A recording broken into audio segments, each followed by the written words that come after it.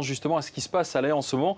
Que reproche-t-on à Laurent Gbagbo? Alors, on lui reproche des crimes contre l'humanité et de 4 sortes précisément: meurtre, viol, persécution et actes inhumains. Ce sont des actes qu'il aurait commandés et qui auraient été commis sur un grand nombre de personnes et de manière systématique. C'est pour ça que cela devient des crimes contre l'humanité et non pas de simples crimes de guerre. Ce qui va nous amener à reparler de ce conflit en Côte d'Ivoire juste après l'élection présidentielle. Alors, ce conflit, après l'élection présidentielle de 2010, c'est une vieille histoire. On a réchauffé une vieille guerre civile de 2002-2007.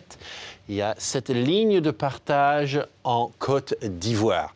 Et au sud, Gbagbo règne sans partage. Et au nord, ce sont des gens qui sont, non pas commandés par Alassane Ouattara, mais proches de lui, qui sont, eux, en contrôle. Et leur capitale, c'est Bouaké. Donc, cette guerre civile, si vous voulez, elle est repartie en 2010-2011, quand il n'a pas accepté sa défaite face à ce personnage. Et c'est là qu'on a retrouvé cette vieille séparation. Et finalement, le Nord a reflué, les nordistes ont reflué sur les sudistes. Ouais, c'était une guerre entre le Nord et le Sud. Maintenant, la guerre est terminée, Ouattara est président, Gbagbo est devant la Cour pénale internationale. Mais pourquoi est-ce qu'aujourd'hui, lors de sa première prise de parole, il a accusé la France ?